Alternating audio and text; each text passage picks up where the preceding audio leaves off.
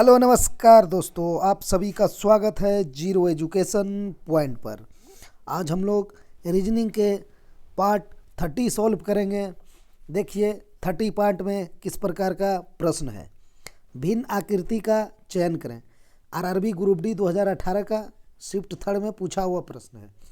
2 है, 12 है, तो 3 का क्या होगा। ये एनालॉजी का सवाल है। ये भी एसएससी एमटीएस 2021 में पूछा हुआ है। फिर आपको कूट भाषा में MELT को 2419 के रूप में लिखा जाता है, तो TIMID के लिए कोड क्या होगा। ये NTPC 2020।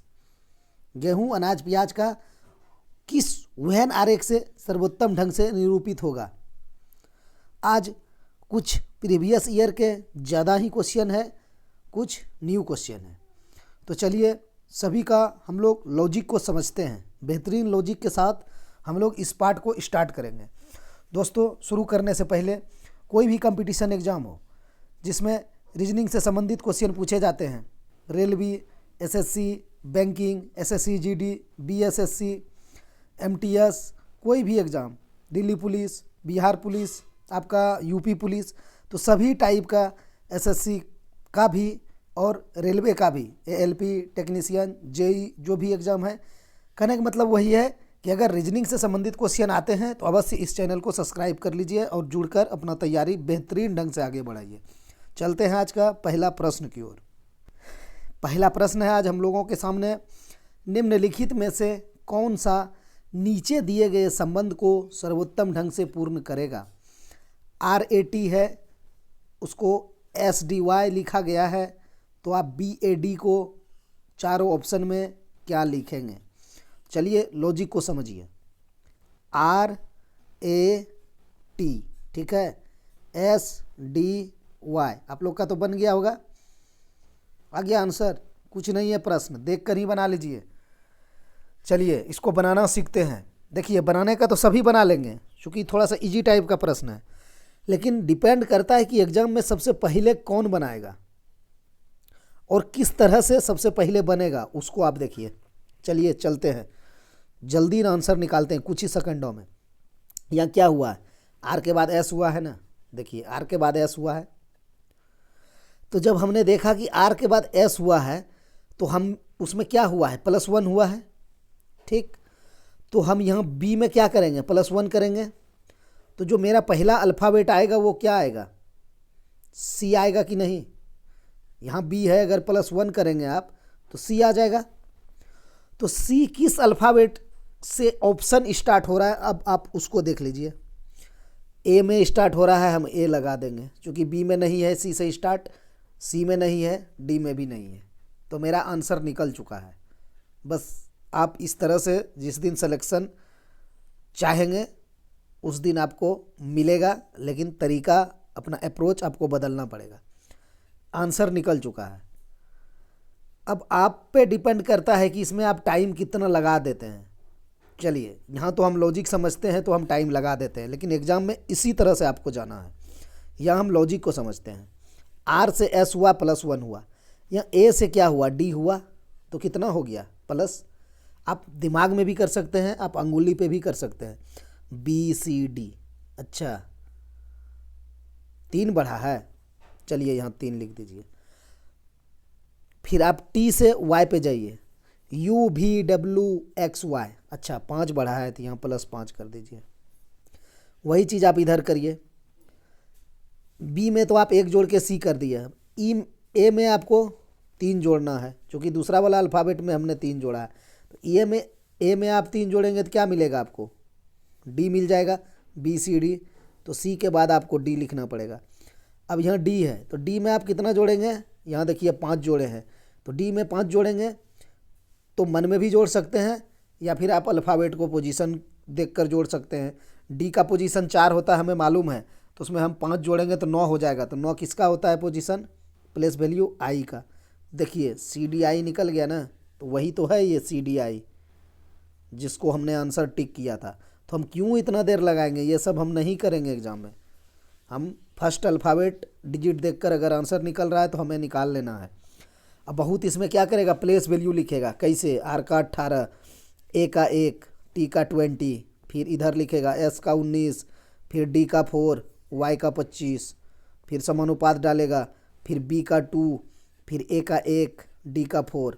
अब फिर उसमें इसमें प्रक्रिया करेगा, कहेगा अच्छा 18 से 19 हुआ है प्लस 1 हुआ है, 1 से 4 हुआ है प्लस 3 हुआ है, 20 से 25 हुआ है प्लस 5 हुआ है। तब सेम चीज़ इधर करेगा, फिर 2 है 2 में प्लस 1 करेगा तो 3 हो जाएगा।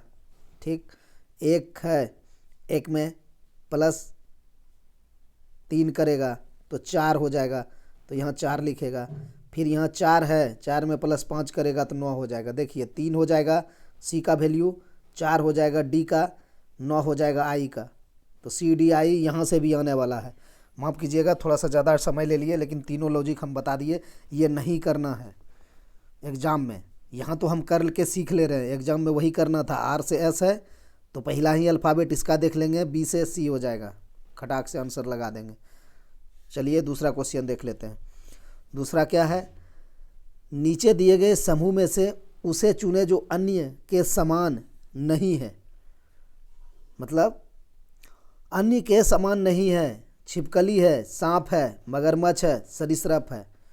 तो कौन अन्य के समान नहीं है? इसमें आपको या ये पूछ लेता आपको इसमें विषम कौन है, असंगत कौन है, भिन्न कौन है। तो ये तरीका होता है लैंग्वेज बेस्ड पूछने का, आप इसमें निकालिए भिन्न कौन है।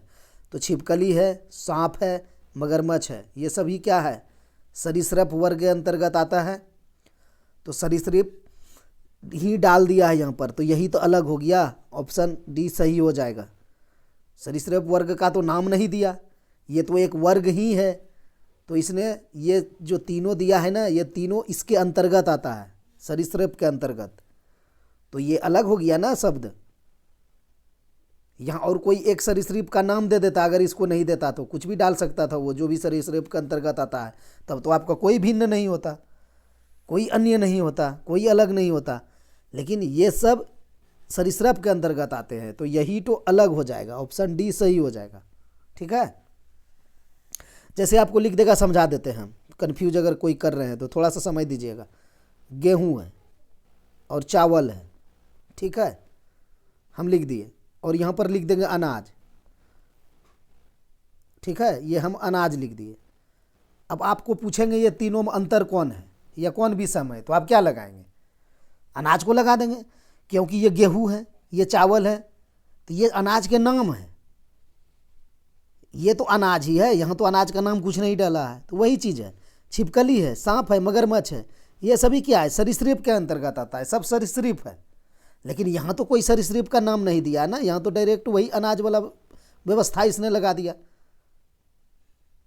जैसे अनाज के अंतर्गत ये सब आ रहे थे, गेहूँ और चावल, तो वैसे यहाँ सरीसृप के अंतर्गत ये तीनों आता है। तो यहाँ सरीसृप का कोई नाम देना चाहिए एक तो, तब सभी समान हो जाता।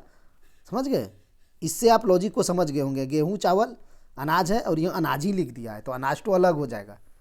यहाँ पर और कुछ ये नाम दे सकता था, अनाज में जो भी आता है और कुछ, चलिए समझ गए होंगे। चलिए तीसरा क्वेश्चन, भिन्न है, आकृति है का चयन करें।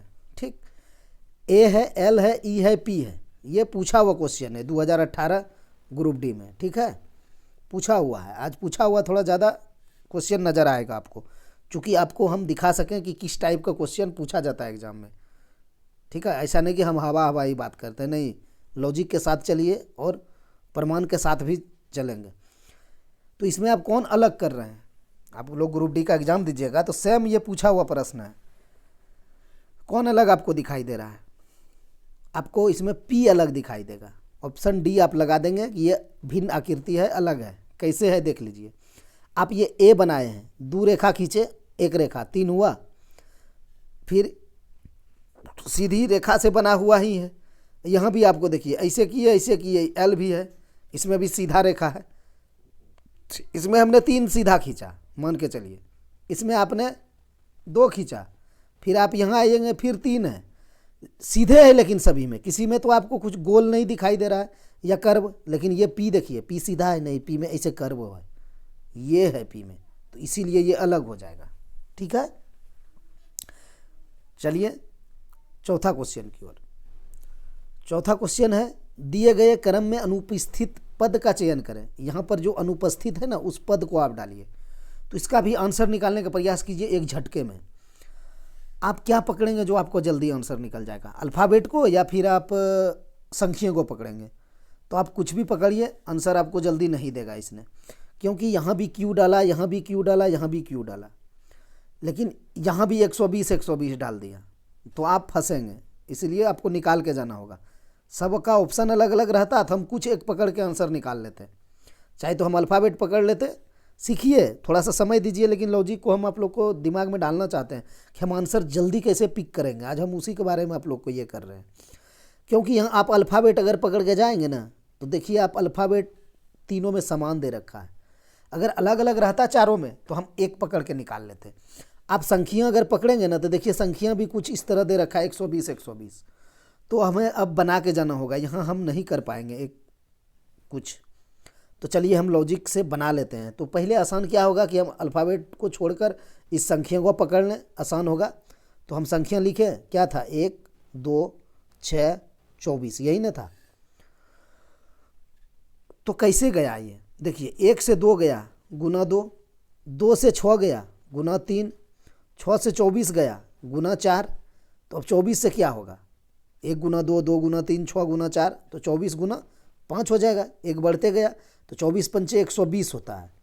तो अब आप जान गए कि मेरा ये नहीं होने वाला है, ये भी नहीं होने वाला है, होगा तो बी और डी में कोई एक। अब चलिए हम अल्फ़ाबेट को पकड़ लेते हैं, उसको भी हम कन्वर्ट कर लेते हैं प्लेस वैल्यू में, ठीक है।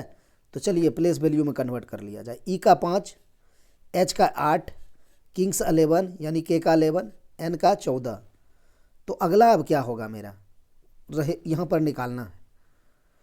तो देखिए 5 3 8 प्लस 3, 8 3 11 प्लस 3, 11 3 14, ठीक। तो सब में प्लस 3 हुआ है, तो 14 में भी हम प्लस 3 कर देंगे, तो क्या हो जाएगा 17। तो अब आपको देखना है 17 किसका प्लेस वैल्यू होता है, क्यू का होता है, हम जानते हैं। तो मेरा आंसर क्या हो गया, क्यू 120, ठीक। तो क्यू 120 लगा देंगे, ऑप्शन डी मेरा सही हो जाएगा, ठीक है। चलिए 5वां क्वेश्चन की ओर। कौन सी संख्या नीचे दिए गए संबंध को सही तरीके से पूर्ण करेगी, ये भी एनालॉजी का ही सवाल है।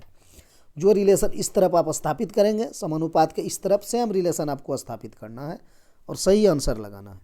देखिए इस सब प्रश्न में ना आपको एग्जाम में पेन भी नहीं चलाना पड़ेगा, देखेंगे और बन जाएगा। क्या है, आपको 15 दिखाई दे रहा है और 65, तो 15 किसके स्क्वायर के आसपास है। अगर आप कोई सोच रहे होंगे कि 15 चौके 60 प्लस 5 कर देंगे, तो वो भी कर लेते हैं हम। 15 चौके 60 प्लस 5 तो हमें 65 दे जाएगा।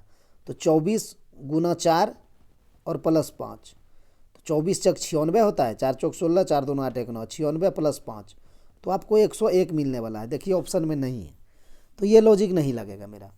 तो हम दूसरा लॉजिक क्या लगाएंगे कि ये जो आपको 15 है और ये 65 है, देखिए ये 65 आपको 4 का क्यूब के आसपास दिखाई दे रहा है और 15 4 का स्क्वायर के आसपास का है। देख लेते हैं करके, वही चीज़ करते हैं। ये जो 15 है ना, इसको हम 4 स्क्वायर माइनस 1 कर सकते हैं, 15 आ जाएगा। और ये जो 65 है, ये हम 4 का क्यूब माइनस 1 कर सकते हैं, नहीं प्लस 1 करना पड़ेगा, तब 65 होगा, क्योंकि 4 का क्यूब का मान ही 64 होता है। जब आप इसमें 1 जोड़ देंगे तो आपका 65 हो जाएगा। तो सेम प्रक्रिया आपको उस तरफ भी करना है। 24 है, तो आपको पता होगा कि 24 5 का स्क्वायर माइनस 1 है, तब 24 होगा, 5 25 माइनस 1। तो जैसे यहाँ हमने क्या किया, 4 का स्क्वायर माइनस 1 किए थे और वही 4 का क्यूब प्लस 1 किए थे। तो यहाँ जब हमने 5 का स्क्वायर माइनस 1 करा, तो इसी 5 का क्यूब प्लस 1 कर देंगे। तो 5 का क्यूब हम जानते हैं 25 पंचे 125, 25 25 पंचे 125, 125 प्लस 1, तो मान हमें 126 दे जाएगा, जो कि हमारा आंसर सही हो जाएगा, ऑप्शन डी, ठीक। चलिए 6ठा क्वेश्चन देखिए। कौन सी संख्या नीचे गए संबंध को सही तरीके से पूर्ण करेगा, वो भी उसी टाइप का सवाल है। आपका यहाँ 2 है और 12 है, तो 3 के साथ आप कौन सी प्रक्रिया करेंगे, जो 2 से 12 लाने में करेंगे, वही सेम इसके साथ करके आंसर लाना है आपको। लाइए, तो आप 2 से कैसे जा सकते हैं, तो आप कहेंगे हम 2 गुना 6 कर देंगे तो हमारा 12 हो जाएगा, ठीक है, ठीक है, 12 हो ही जाएगा 2 गुना 6। तो क्या 3 गुना 6 कर देंगे 18 हो जाएगा, हो जाएगा, आंसर है, नहीं है, नहीं बना हम दूसरा लॉजिक चलेंगे। दूसरा लॉजिक और हम क्या करेंगे अब आप 2 का क्यूब करिए। 2 का क्यूब करेंगे तो आपको 8 मिलेगा। 2 गुना 2 गुना 2 8 हो जाएगा। इसमें आपको 2 का स्क्वायर करके जोड़ देना है। 2 का स्क्वायर यानी कितना हो जाएगा 4। तो जब 8 और 4 आप जोड़ देंगे तो 12 मिल जाएगा। ठीक है, तो वही चीज़ इसमें करना है आपको। 3 का क्यूब करना है, जैसे यहाँ 2 का क्यूब किए थे। तो 3 का क्यूब कितना होगा 27 होता है। 3 तिया 9 तिया 27। तो 27 जो होगा उसके बाद आपको क्या करना है, इसमें जोड़ना क्या है, इसी 3 का स्क्वायर। चूँकि यहाँ 2 का क्यूब किए थे और फिर 2 का स्क्वायर किए थे, तो अब 3 का स्क्वायर करेंगे क्या हो जाएगा, 3 का स्क्वायर कर देते हैं तो 9 हो जाएगा। तो यहाँ 9 जोड़ दीजिए। 27 और 9 हो जाएगा 36। किस ऑप्शन में है, ऑप्शन सी में है। एक लॉजिक इसका और बनेगा, अगर किसी स्टूडेंट के वो दिमाग में आ गया होगा तो उसने बना भी लिया होगा। वो क्या है एक लॉजिक देख लीजिए, उसको भी देखिए। ये सब प्रैक्टिस करने से आता है। हम ही लोग को कहाँ से आया प्रैक्टिस का, इतना प्रैक्टिस हो गया कि एक क्वेश्चन हम लोग 2-3 तरीके से बना लेते हैं।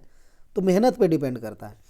अब देखिए यहाँ क्या है, 2 था, हम 2 गुना अगर 3 कर देंगे तो कितना हो जाएगा, या 2 गुना हम 4 करते हैं। चलिए 2 गुना 3 ही करते हैं।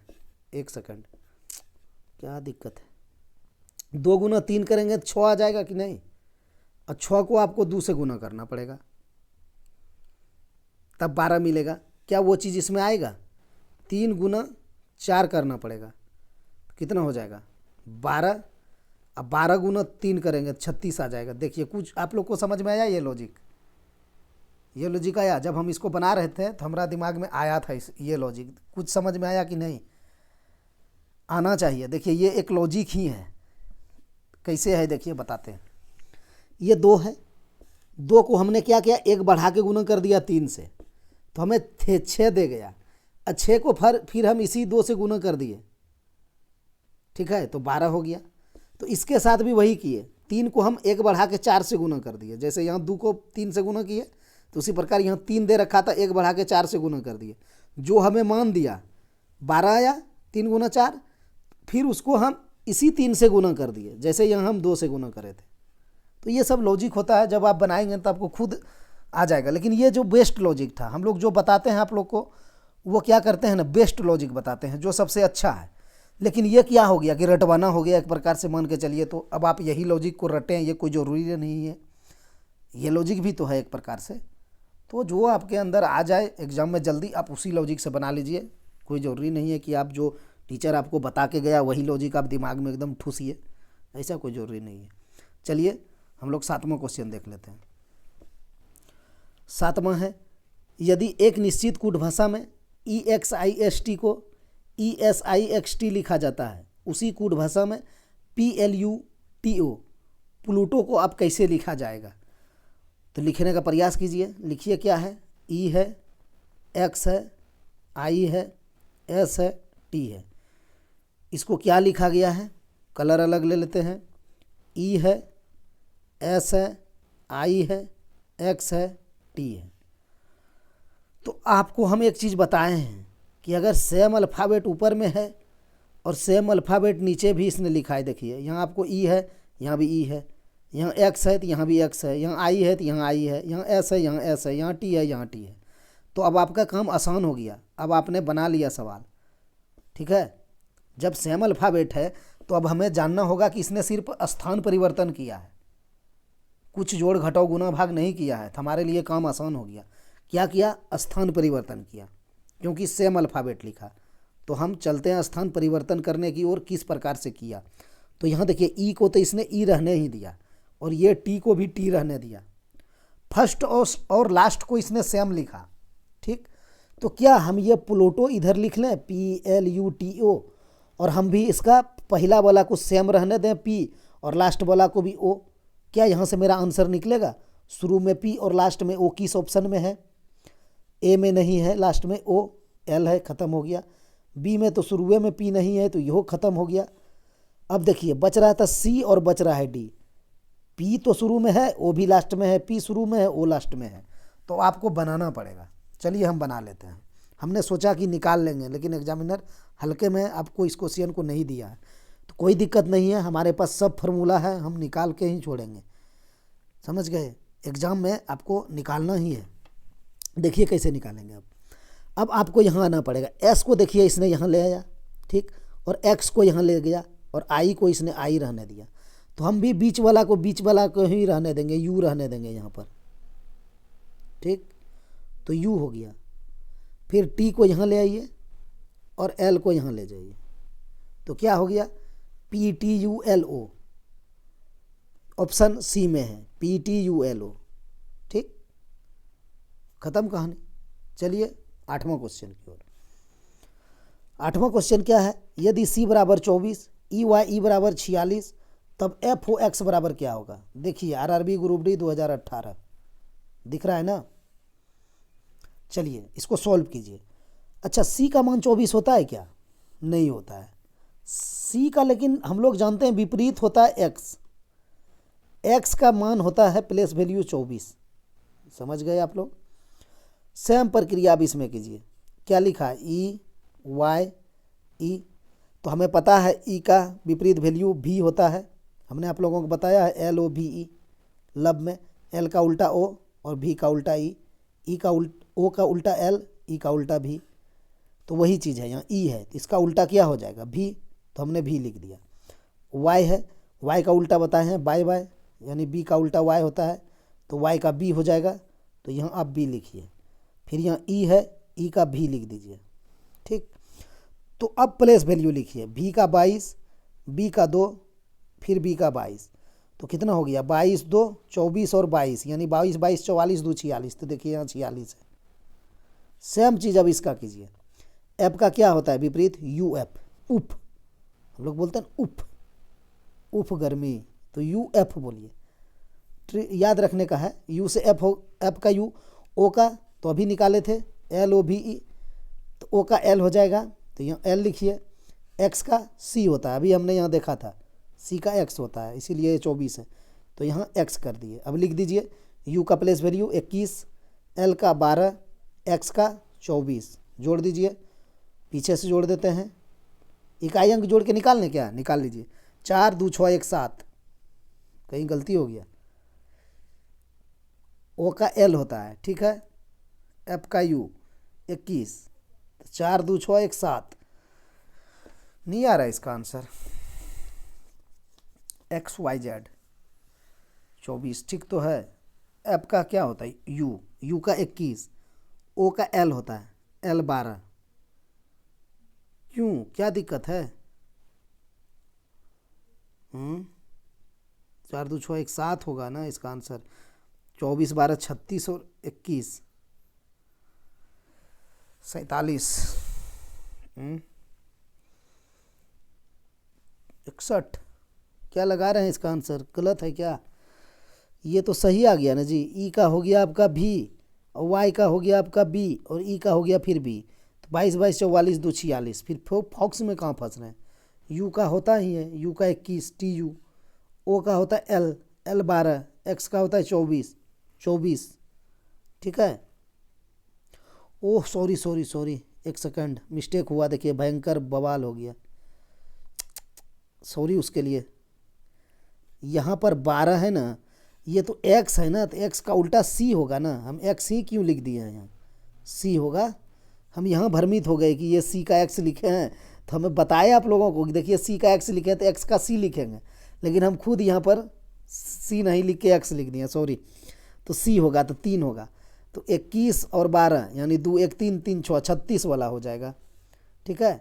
12 3 15, 15 और 21 36, देख रहे कैसा मिस्टेक हो जाता है कभी कभी, ठीक है, माफ़ कीजिएगा, थोड़ा सा हो गया, इसका 36 होगा, ठीक। हमने सी नहीं लिख पाए एक्स के जगह पर, हमने यहाँ देखा सी का एक्स था तो हम एक्स ही लिख दिए, जबकि एक्स था, एक्स का सी होना था। चलिए 9वां क्वेश्चन देखते हैं। निम्नलिखित श्रृंखला में अगला अक्षर ज्ञात कीजिए, तो चलिए अगला अक्षर ज्ञात कीजिए। तो अल्फ़ाबेट में है, तो हमारा कर्तव्य है कि हम इसको पोजीशन में चेंज कर लें, प्लेस वैल्यू में। ई का 5 नहीं एस लग रहा है ना, चलिए 5 लिखते हैं, 5, जी का 7, आई का 9, एल का 12, ओ का 15, एस का 19, डॉट डॉट डॉट, मतलब यहाँ क्या आएगा, गोल घर दे दिए, पटना वाला गोल घर है। चलिए निकालिए इसका आंसर क्या है। 5 से आप 7 पे कैसे जाएंगे, +2 कर देंगे, 7 हो जाएगा। 7 से 9 पे कैसे जाएंगे, +2 कर देंगे। 9 से 12 पे कैसे जाएंगे, +3 कर देंगे। 12 से 15 पे कैसे जाएंगे, +3 कर देंगे। तो 15 से 19 पे कैसे जाएंगे, +4 कर देंगे। तो अब आंसर आप क्या निकालेंगे, समझ रहे हैं लॉजिक को। देखिए RRB group D 2018 shift first पूछा हुआ है, अच्छा लॉजिक है। क्या है लॉजिक, देख लिए होंगे आप लोग। देखिए 2 बार +2 हुआ, फिर 2 बार +3 हुआ, तो अगला एक +4 है तो अगला भी +4 होगा ना, क्योंकि जोड़ा में चल रहा है। तो 19 + 4 23 हो जाएगा। 23 किसका प्लेस वैल्यू होता है, डब्लू का, डब्लू, ठीक। डब्लू में भी 3 होता है ना, ऐसे ऐसे ऐसे 1 पॉइंट 2 पॉइंट 3 पॉइंट, तो इसीलिए इसका लास्ट में 3 होता है, यानी 23। चलिए ऑप्शन ए सही हो जाएगा। देखते हैं 10वां प्रश्न। ऐसे लिखते भी 3 जैसा, अगर इसको आप ऐसे है ना, आप इसको ऐसे घुमा के लिखेंगे तो ऐसे लिखेंगे।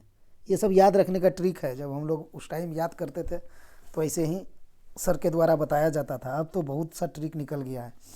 चलिए हम लोग 10वां क्वेश्चन देखते हैं, है ना। डब्लू को आप उल्टा देंगे तो ऐसे लिखेंगे कि नहीं। चलिए 10वां क्वेश्चन देखिए। दिए गए विकल्पों में से असंगत को चुनें। अब इसमें आप असंगत चुनिए। यहाँ BO है, यहाँ ES है, यहाँ CP है, यहाँ DQ है। क्या आप लोग ए आंसर लगा दे रहे हैं कि यहाँ पर भावेल है, नहीं, यहाँ भी भावेल है। देखिए ई दे दिया है, आसानी से आंसर नहीं निकलेगा। RPS यानी RPF है ना, RPF SI में पूछा हुआ है, SI लेवल का क्वेश्चन है ये, तो ऐसे तो जल्दी देख निकलेगा नहीं। चलिए निकालते हैं इसको। BO है तो B का प्लेस वैल्यू कितना, 2 लिखिए। O का 15, ठीक। E का 5, S का 19, C का 3, P का 16, D का 4, Q का 17। चलिए अब इसमें ढूंढिए विषम, कैसे निकलेगा। 2 से 15 है, +13 है। 5 से 19 है, +14 है। 3 से 16 है, +13 है। 4 से 17 है, +13 है। तो आपने देखा 2 से 15 हुआ, +13 हुआ। 3 से 16 हुआ, +13 हुआ। 4 से 17 हुआ, +13 हुआ। लेकिन यहाँ 5 से 19 हो गया, +14 हो गया। तो यही असंगत है। ऑप्शन बी इस क्वेश्चन का राइट आंसर हो जाएगा। RPF SI लेवल का क्वेश्चन है, 5/1/2019 को शिफ्ट फर्स्ट में इसको पूछा गया है। यही इसका लॉजिक, बेहतरीन लॉजिक है। लेकिन चलिए 11वां प्रश्न देखते हैं। क्रम में दी गई आकृतियों में से भिन्न का चयन करना है आपको। RRB ALP and technician 10/8/2018 shift third. देख कर आंसर निकल जाएगा, इसमें कुछ नहीं है। हाँ, लेकिन एग्जामिनर फंसाता है। कैसे फंसाता है वो आपको अभी बताएंगे। अगर कोई स्टूडेंट इसका आंसर भी निकाल लिया है ना, अगर जल्दीबाजी में है, वो एग्ज़ाम में तो सब जल्दीबाजी में रहता है, तो थोड़ा सा माइंड आप फ्रेश नहीं रखिएगा ना, तो एग्ज़ाम निकाल के भी आप गलती करके चल आएंगे और बाहर आएंगे तो कहेगा अरे गलती हो गया था, ध्यान नहीं दे पाए। कैसे, देखिए आप जानते हैं कि M का 13 होता है प्लेस वैल्यू, आप जानते हैं कि W का 23 होता है, आप जानते हैं कि J का 10 होता है, लेकिन E का प्लेस वैल्यू 20 नहीं ना होता है। E का तो प्लेस वैल्यू 5 होता है। तो हम जान गए कि इसमें भिन्न C है। तो जब आप देखेंगे कि भिन्न C है ना, तो आप C को लगा देंगे ऐसे, ऑप्शन C। लेकिन आप देखिए ऑप्शन C में तो आपको A दे रखा है, तो आप तो फंस गए। तो ये चीज़ नहीं करना है। TCS इस तरह का खूब करता है, TCS यही करता है। वेन आरेख वाला में भी यही करता है, हम लोग बनाते हैं ना वेन आरेख। अभी इसमें एक वेन आरेख का प्रश्न है जो स्क्रीन पे आप लोग को दिखाई दिया होगा थंबनेल पर। तो ये नहीं करना है। आपका ऑप्शन कौन सही हुआ, C वाला, ठीक है। तो जब C वाला हुआ तो आप देखिए कि ऑप्शन C कहाँ दिया है हमें, ऑप्शन B में दिया है। तो आपका आंसर ऑप्शन B सही हो जाएगा, क्योंकि ऑप्शन B में ही आपको C दिया है। और आपका यहाँ E का प्लेस वैल्यू 20 नहीं होता, E का 5 होता है, यही भिन्न था। तो ऑप्शन B लगाना है आपको, ठीक। चलिए 12वां क्वेश्चन देख लेते हैं। देखिए आ गया ना, इसमें भी वो यही करता है। यहाँ A है, यहाँ B है, यहाँ C है, यहाँ D है। तो वो क्या करेगा जानते हैं, ए लिखेगा, ए में लिख देगा ऐसे, ए में लिख देगा सी, ठीक है। फिर यहाँ बी है तो बी में लिख देगा डी, फिर यहाँ लिखेगा सी, सी में लिखेगा ए, फिर डी, डी में जो बच गया, अब क्या बच गया, सी डी ए और बी, ऐसे फंसाने के लिए। तो वहाँ नहीं फंसना है, यहीं तैयारी कर लेना है। कौन सा व्यवहारों को सर्वोत्तम ढंग से निरूपित करेगा, गेहूं, अनाज, प्याज, मक्का, क्या लगा रहे हैं आप लोग आंसर। चलिए देखिए, ये क्या है गेहूं, ये क्या है मक्का, ये क्या अनाज, तो हम ये अनाज बना देंगे, ठीक है। अनाज, अनाज के अंदर दोनों आएंगे, गेहूं भी अनाज होता है, मक्का भी अनाज होता है, लेकिन दोनों अलग अलग प्रकार के हैं। गेहूं अनाज है, यहाँ हम एक ठो को गेहूं मान लेंगे, एक ठो को आपको मक्का मानना पड़ेगा, ठीक। दोनों अनाज है इसीलिए अनाज के अंतर्गत दोनों आएगा, लेकिन दोनों अलग अलग प्रकार के अनाज हैं, इसलिए गेहूं अलग मक्का अलग, लेकिन है तो अनाज ही, इसीलिए अनाज के अंदर दोनों रहेगा लेकिन अलग अलग रहेगा। इस तरह का पहला डायग्राम बना। अच्छा, प्याज से कोई लेना देना है क्या ये लोग को, अनाज को, न प्याज अनाज में आएगा, न प्याज मक्का में आएगा, न प्याज गेहूं में आएगा, तो प्याज के लिए एक तो अलग से हम बना देंगे, ये हो जाएगा प्याज, इसमें आप लिख दीजिए प्याज, ठीक। तो इस तरह का डायग्राम आपको कहाँ दिखाई दे रहा है, ऑप्शन बी में, तो आप ऑप्शन बी लगा दीजिए, ठीक। इस क्वेश्चन का आंसर ऑप्शन बी हो जाएगा। चलिए 13वां क्वेश्चन देखते हैं। कथन है, निष्कर्ष है, अनुसरण कौन करेगा देखना है। यहाँ देखिए आरआरबी ग्रुप डी 2018, बोले ना कुछ पूछा हुआ क्वेश्चन आज हम ज़्यादा सेलेक्ट किए थे, क्योंकि आप लोग को ज्ञात हो सके कि सही में जो हम लोग रोज़ रिवाइज कर रहे हैं उस टाइप का क्वेश्चन पूछता है कि नहीं एग्जाम में। एनालिसिस खुद करिए। देखिए क्या है, कथन, कुछ चीते बिल्लियाँ हैं, सभी बिल्लियाँ चूहे हैं। तो क्या कहा, कुछ चीते बिल्लियाँ हैं, तो हम ये बनाते हैं चीते, ठीक है, इसको हम चीते करते हैं, चीते। क्या कहा, कुछ चीते बिल्लियाँ हैं, तो कुछ चीता बिल्लियाँ हैं, तो थोड़ा सा इस घर में आपको डालना पड़ेगा, ये वाला भाग हो जाएगा कुछ वाला, होगा कि नहीं, जो बीच में हम स्केच खींचे, तो अरे बाप, कुछ चीते बिल्लियाँ हैं, ये हो जाएगा आपका बिल्लियाँ, ठीक, ये हो गया बिल्लियाँ। आज कुछ ज़्यादा ही स्लो पढ़ा रहे हैं का, चलिए थोड़ा सा मैनेज कीजिएगा, स्पीड बढ़ा के देख लीजिएगा। क्या है, चीते बिल्लियाँ है ना, कुछ चीते बिल्लियाँ हैं, तो ये वाला जो हो गया ये कुछ चीते बिल्लियाँ हो गया, ठीक है। सभी बिल्लियाँ चूहे हैं, अब जितना भी बिल्लियाँ हैं सब चूहा है, समझ रहे हैं, जितना भी बिल्लियाँ है सब चूहा है। तो जितना भी बिल्लियाँ हैं अगर सब चूहा है तो आपको सभी बिल्लियों को इसके अंदर करना पड़ेगा, चूहे के अंदर, ये हो जाएगा चूहे, ठीक है। यही डायग्राम इसका बन गया। अब आप निष्कर्ष निकाल लीजिए क्या कहा है, ठीक है। अब क्या कहा है निष्कर्ष में, देखिए सभी चूहे बिल्लियां हैं, तो क्या सभी चूहे बिल्लियां हैं, ये जो चूहे हैं लाल वाला, ये सभी चूहे बिल्लियां हैं, नहीं है। कैसे नहीं है, क्योंकि सभी बिल्लियां चूहे थे, जब वो इसके अंदर में है तो ये उसको अंदर में कैसे हो जाएगा, चूहे तो बाहर में है, नहीं है, तो ये मेरा नहीं है, एक नंबर खत्म, एक नंबर गलत है, सभी चूहे बिल्लियां हैं, नहीं है।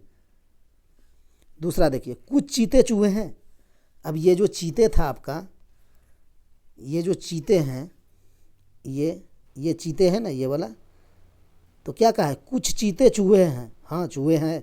ये जो लाल वाला आपका स्केच आया है, देखिए लाल वाला आया है ना आपका स्केच, ये लाल वाला ऐसे ये चीते में आ गया है ना, ये चीते हैं, तो हाँ कुछ चीते चूहे हैं, ये देखिए ये स्केच है ना यहाँ कर रहे हैं जो है, कुछ चीते चूहे हैं, तो ये 2 नंबर सही हो जाएगा।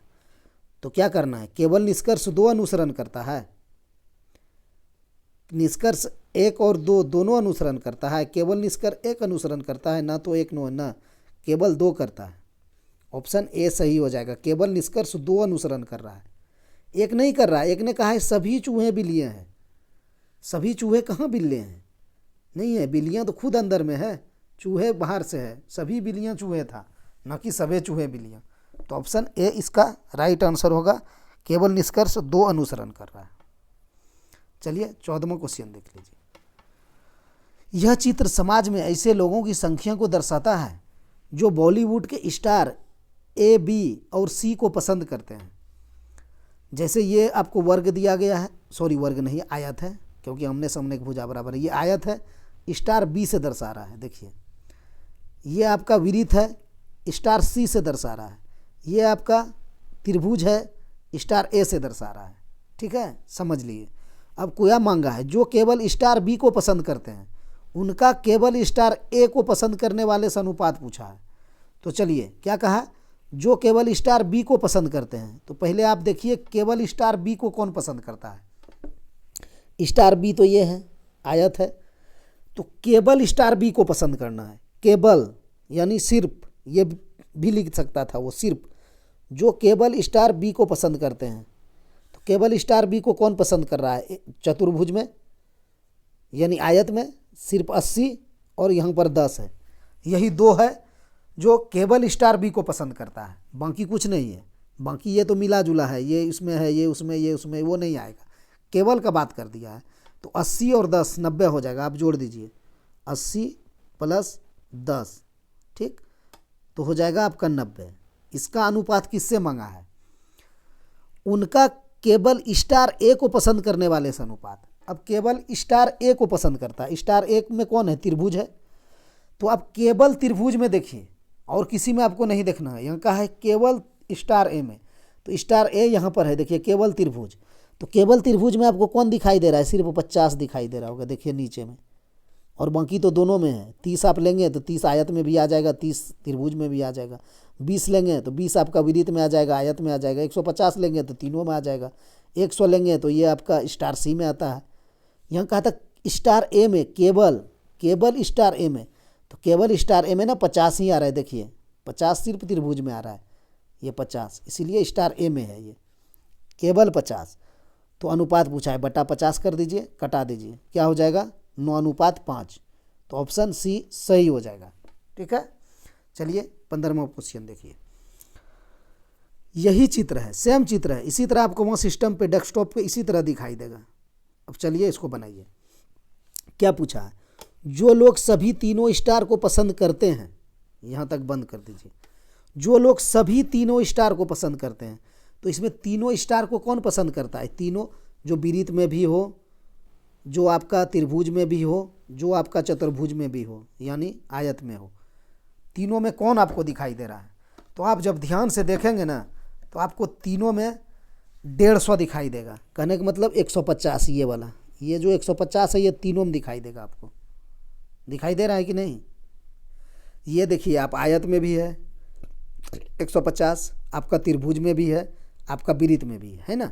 तो वही यहाँ कहा है, जो लोग सभी तीनों स्टारों को पसंद करते हैं, तो सभी तीनों स्टार जो है सिर्फ 150 ही आपको दिखाई देगा। तो हम लिख देंगे 150 पसंद करते हैं।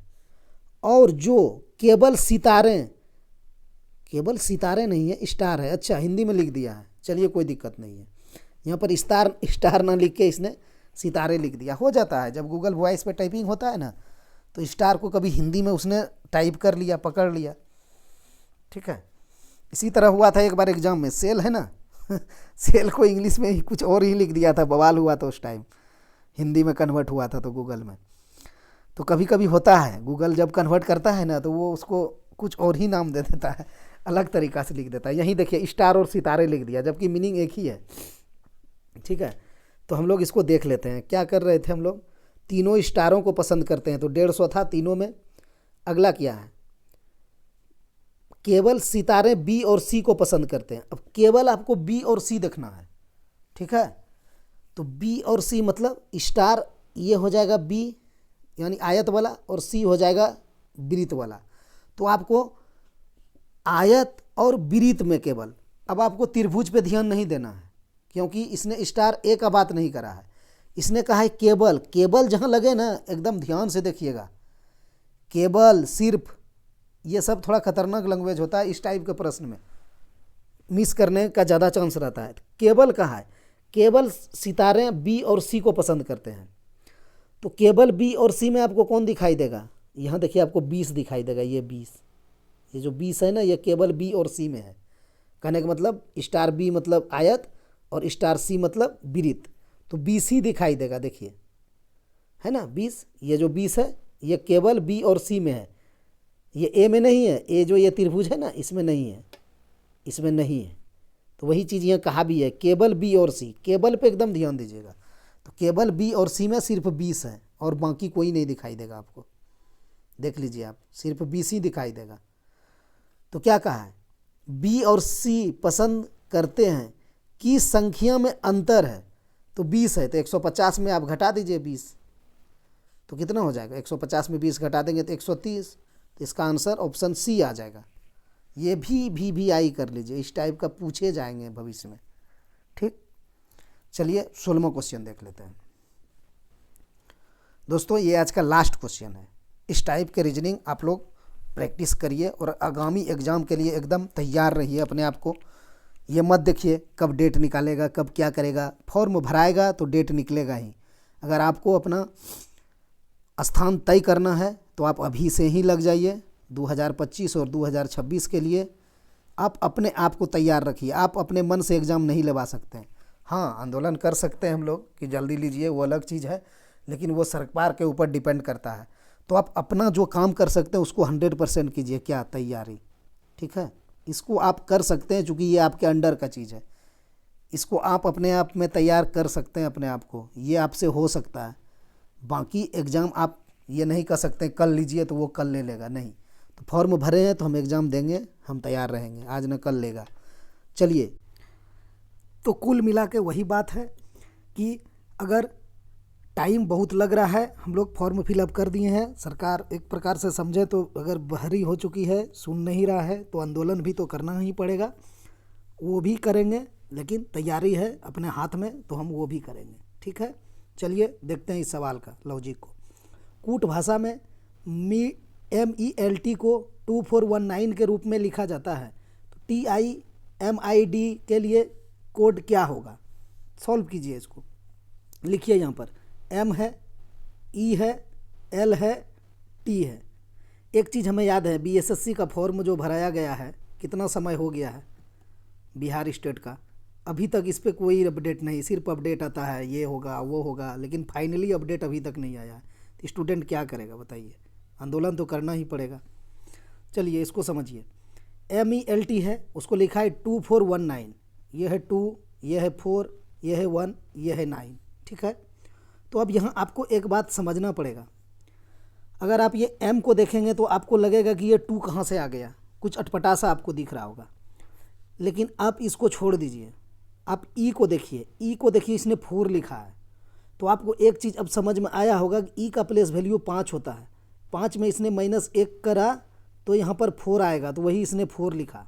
ठीक है, तो ये आपको लॉजिक को पकड़ना है इसी क्लू से, यानी यही एक इस सवाल में दिया गया है कि जिससे आप पकड़ सकें कि कैसे ये बनेगा।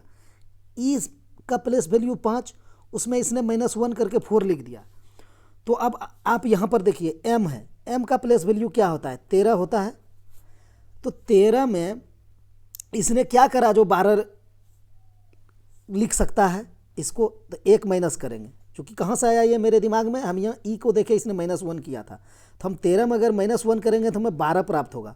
तो देखिए इसने क्या किया, 12 का इकाई अंक 2 लिख दिया है M के नीचे। अब सेम वही चीज़ आगे हुआ है क्या, हम देख लें। L है, L का प्लेस वैल्यू 12 होता है। जब 12 में आप -1 करेंगे तो आपको 11 मिलेगा। देखिए 11 का इकाई अंक इसने 1 यहाँ पर लिख दिया। तब T देखिए, T का प्लेस वैल्यू 20 होता है। जब इसमें आप -1 करेंगे तो आपको 19 मिलेगा। तो 19 का इसने इकाई अंक देखिए यहाँ पर 9 लिख दिया। तो ये जो E और 4 डाला था ना, उसी से हमें इस सवाल का ट्रिक पता चला कि इसको हम कैसे सॉल्व करेंगे। तो यही चीज़ देखना, M से अगर आप 2 नहीं निकाल पा रहे हैं तो 1 आगे बढ़ जाइए, 2 आगे बढ़ जाइए। अगर निकल रहा है कहीं से तो हम पहले उसको पकड़ लेंगे, जैसे यहाँ पर हम E से पकड़ लिए। अब बन गया मेरा सवाल। अब देख लेते हैं आगे, इसको लिखते हैं क्या है, TIMID। तो TIMID यही है। तो अब यहाँ पर आपके ऊपर डिपेंड करता है कि आपने अगर प्रैक्टिस की है तो आप इसको प्लेस वैल्यू ना लिखेंगे और ना -1 करेंगे, दिमाग में करके ही लिख लेंगे। ठीक है, और नहीं तो चलिए लिखते हैं। T का 20 होगा, I का 9 होगा, M का 13 होगा, फिर I का 9 होगा, D का 4 होगा। और सभी में आप -1 करना है आपको, सभी में -1। तो 20 में -1 करेंगे तो 19 आ जाएगा, 9 में -1 करेंगे 8 होगा, 13 में -1 करेंगे 12 होगा, 9 में -1 करेंगे 8 होगा, 4 में -1 करेंगे 3 होगा।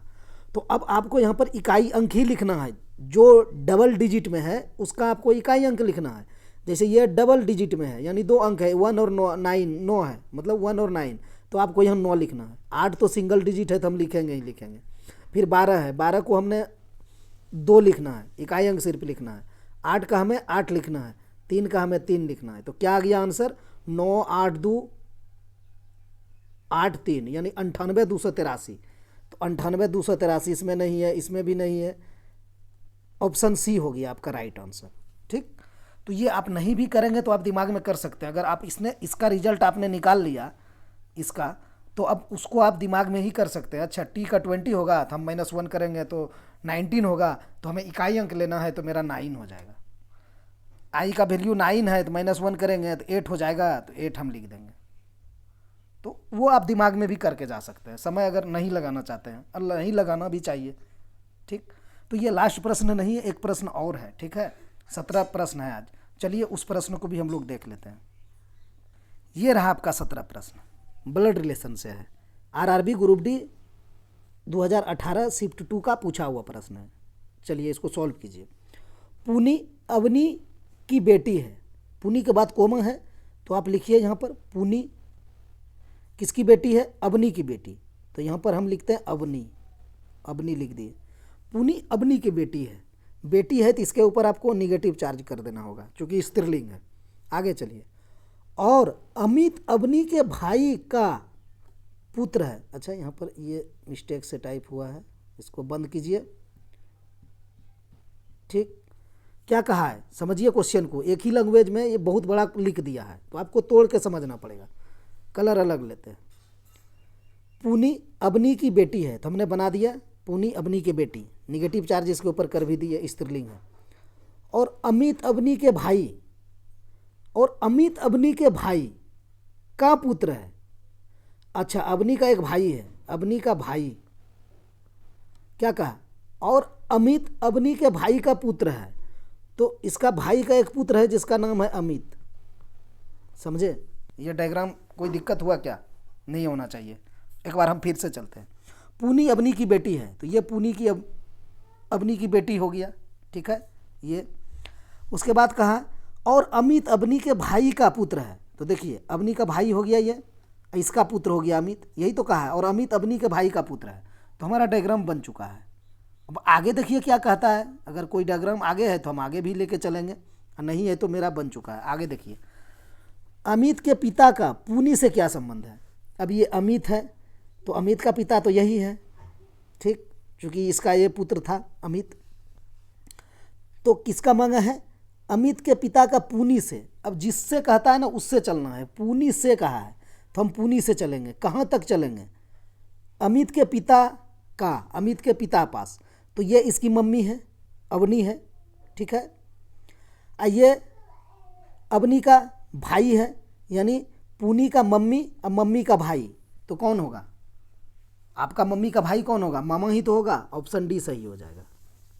ठीक है, अमित का पापा हो जाएगा ये, और पुनी का मम्मी है अवनी, और अवनी का भाई है ये, तो मम्मी का भाई तो मामा हो जाएगा। तो ऑप्शन डी इस क्वेश्चन का सही आंसर हो जाएगा। दोस्तों आज इतना ही, मिलते हैं नेक्स्ट वीडियो में। वीडियो को आप लोग शेयर करिए और लाइक भी कर दीजिए, और कुछ स्टूडेंट को और जोड़िए, चूँकि हम भी इससे और बेहतर आप लोगों के लिए अच्छा प्रश्न लाएंगे। धन्यवाद, मिलते हैं नेक्स्ट वीडियो में।